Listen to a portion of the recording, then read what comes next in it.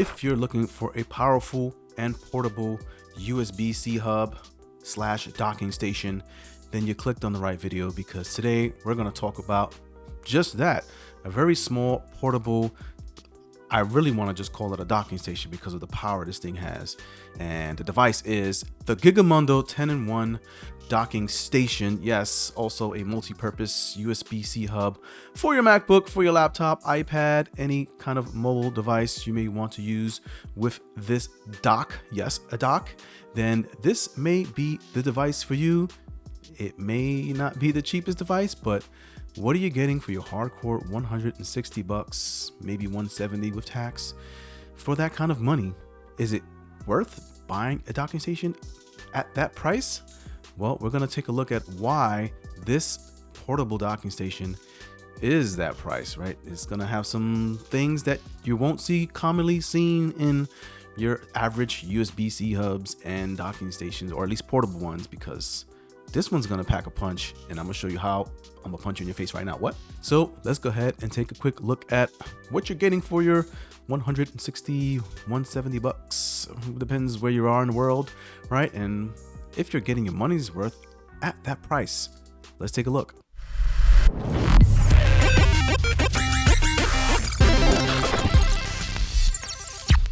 And this is the box that the docking station does come in by Gigimundo. It is a 10-in-1 multifunction USB-C hub / docking station. I'm leaning more towards the docking station because this thing has punched me in the face in my testings, and looking at the features that it supports, it's pretty robust. So if that's something you need and you're working with some powerful laptops and you're producing 4K video, or you have multiple screens in your home, a lot of us nowadays have multiple screens, this is what it's going to support, that at some of the highest resolutions and frame rates. So yeah, let's take a look at what comes in this device, what ports it has.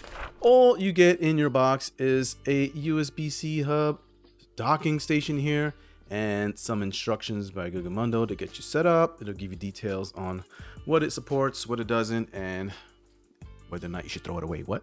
Now, looking at this dock right here in my face, it's much bigger than your standard USB-C hubs. This is pretty sizable. It is, where's my phone? Let's look at the size of that. This is iPhone 13 Pro Max, and this is the hub right here in your face. So essentially it is just about the same. Don't look at my time, you don't know where I'm at. This is the size of the dock itself. It is in fact the size of an iPhone 13, 14 Pro Max here. So just to give you a little bit of an indication of what you're gonna be chugging around, let's look at some of the ports that's built into this bad, sweet little boy here. Now, of course, it is 100% metal, nice and cold to the touch. So this will do some decent function of dissipating heat when it gets hot. Really quickly, let me just see what these USB 3.0 ports look like on this extra long instructions here. So is it 3.0 or 3.2.0? What? All right, so you get yourself 3.2 Gen 2 USB A ports on this docking station. Yes, so you're gonna get yourself up to 10 gigabits of transfer speeds. Do I have a device that I can transfer 10 gigabits speeds to? I don't know, I'm gonna take a look, but yeah, let's keep going, right? You have 3 of those ports, 2 on one side here, and then you have another one on the other side. Plenty of USB options here, so don't be afraid. And then you have 2 display ports, one on the side edge as well as one on the back edge as well. They're on the back there, on the back of the back. Back, what? How many times are you gonna say back? 2 display ports as well as 2 HDMI 2.0 ports. And you have yourself a nice gigabit LAN port there on the back. I love how it's focusing on me and not the device. It's right in my face. How about right now? Yeah, there you go. Gigabit. A gigabit LAN port there on the back right next to your display ports. And then, of course, on the front edge of it, you have USB-C to either USB-A, which is a USB-C to USB-A adapter on the tip, or just straight up USB-C. We're going to use the USB-C option because we're connecting to our MacBook Pro M1. And on the top of the device, right here on the front where you have your USB-C data coming out, you have two other little discrete ports. And one of those ports is a 3.5mm jack, which doubles as both for mic and audio input output.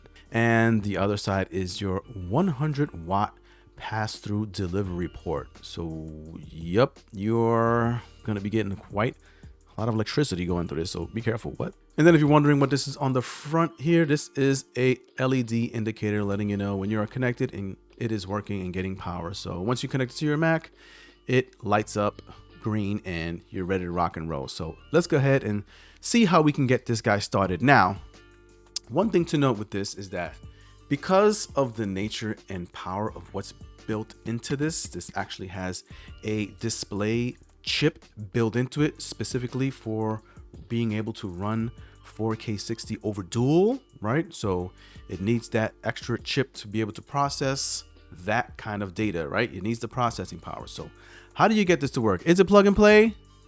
Yes and no. You plug it in, it will get power, it will play. You may get some USB data and stuff like that, but you may not get display the way you want to get display, especially if you're trying to get 4K 60, a dual display 4K 60. So how do you get that to work with this? I'm going to show you right now. It's in the manual. I read it. What? So due to it having a DisplayLink chip built into it to be able to carry that kind of power, you have to get the DisplayLink driver. Let's look at where we get the driver and how to install it, which is pretty straightforward. Let's jump into my Mac. So as you can see, supports M1 and M2 MacBooks, that's right, Airs or Pros, and it comes with that DL6950 DisplayLink chip, which will be powering this device and allowing it to project, that's right, extend to 4K 60 hertz. That's right, this is going to be a beautiful device to have if this is something you need for all my content creators and editors out there. All right, so essentially what you have to do is go to synaptics.com and you will see down here there is a synaptics.com products link, display driver, graphics driver there, and you want to click on that last one down there where it says downloads. And once you are on that page, this is where you will be downloading what you need to download, which will be your driver. So you want to scroll down a little bit and go to Mac OS because that's what we're working with. Make sure you pick the correct platform. So we just click on that. It will route you to another page. This is the download link manager page. You want to get that installed on your device. Otherwise, you will not be able to get display working properly with this device. So just read all this because we all have time to do so much reading, and accept because you don't have a choice or you won't get it. And then it's going to download the package down here on the left and it will guide you through installing. Just click continue, and then agree. This is just on the Mac. You have to do all this stuff. Password, and you want to allow the device for downloads, and it installs.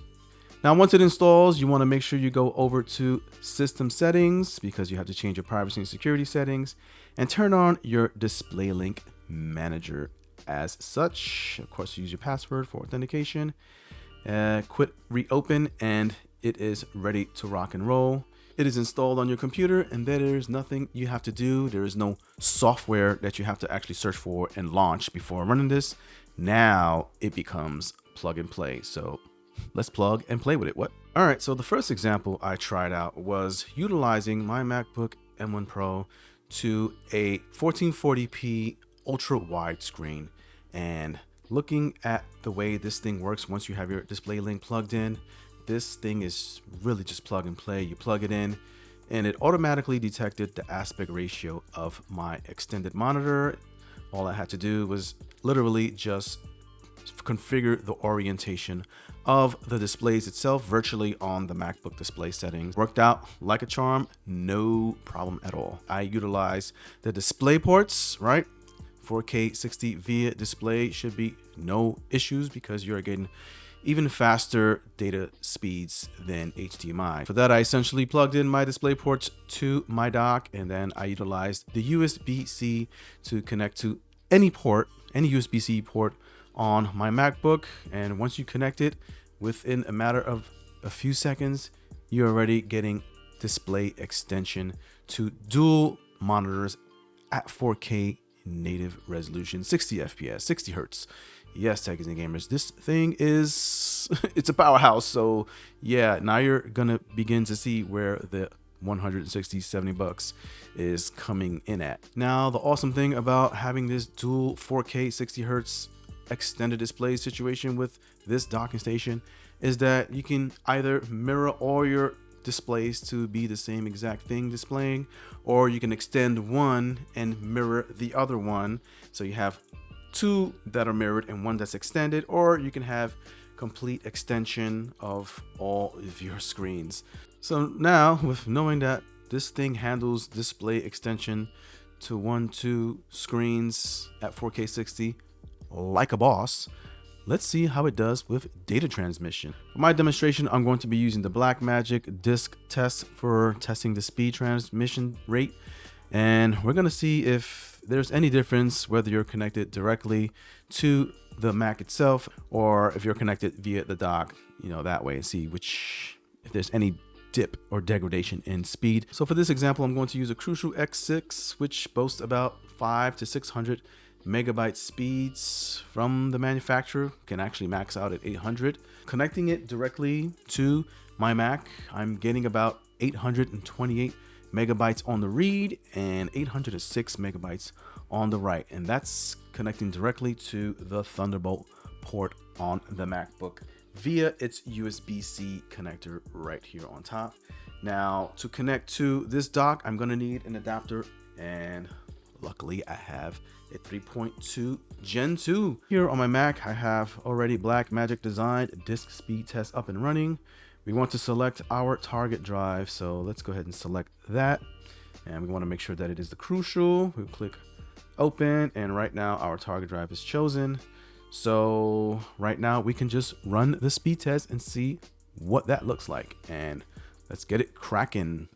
Jackin? What? Whose name is Jackin? So looking at the chart here, you'll see that it is actually boasting a little bit over what the manufacturer has stated, just ever so slightly, right? 744 megabytes on the write and 674 on the read for this little, not even that new of an SSD drive. All right, techies and gamers, so does this device pass on the Tech Toys in Gaming show channel? Absolutely, it passes for a number of reasons. Let's talk about the pros. 1, the 4K 60 Hertz refresh rate at dual extended screens is awesome.